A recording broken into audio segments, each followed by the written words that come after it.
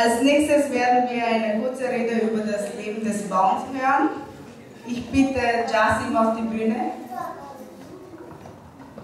அது விவசாயம் பற்றிய பேச்சை பேச ஜாசிம் மேடைக்கு வரவேற்கிறோம்.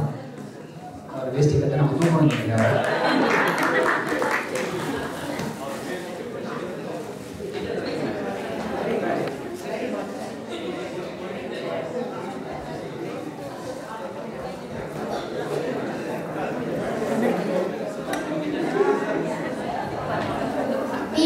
தமிழ் சங்கத்தின் சார்ந்த அனைத்து தமிழர்களுக்கும் வியன்னார் தமிழ் சங்கத்தின் சார்பில் எங்களுடைய பொங்கல் நல்வாழ்த்துக்களை தெரிவித்துக் கொள்கிறோம்.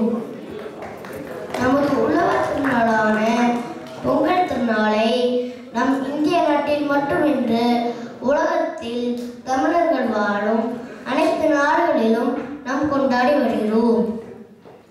பொங்கல் என்றால் வீடுகளுக்கு வர்ணனை தீட்டி புதுப்பானைகளுக்கு கோலம் விட்டு புத்தாடை அணிந்து கதிரனை வணங்குவது மட்டும் பொங்கலின் சிறப்பாது. ஏனெனில் பொங்கலின் முக்கியத்துவம் நம் உழவர்கள்.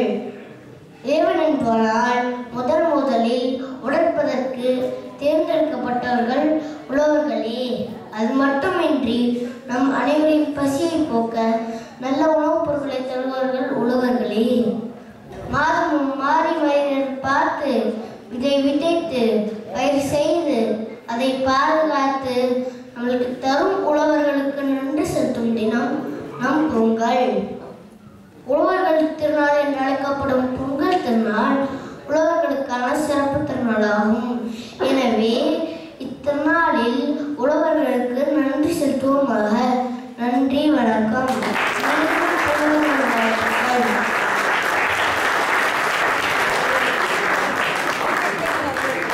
வாய்மை எனப்படுவது யாதெனில் யாதென்றும் தீமை இல்லாத சொல்லால்.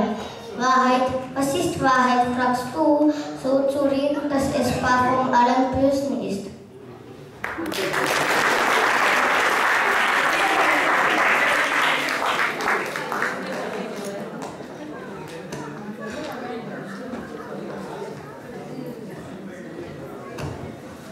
Sehr schön. Wie lange hast du gebraucht, das auswendig zu lernen?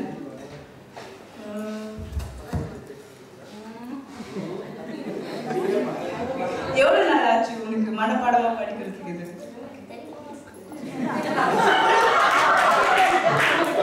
உனக்கு பேச சொல்லிட்டு தெரியும் எனக்கு தேவையில்லை. உனக்கு இதை யார் எழுதி கொடுத்தா? உனக்கு பேச எழுதி கொடுத்தது யாரு? அம்மா. உங்களுக்கு வாழ்த்துக்கள். முதல்ல கடந்த ஒரு வருஷமா வந்து நீங்க திறமையா பேசிக்கிட்டு இருக்காங்க. அது உங்களுடைய எஃபர்ட் தான் தெரியுது.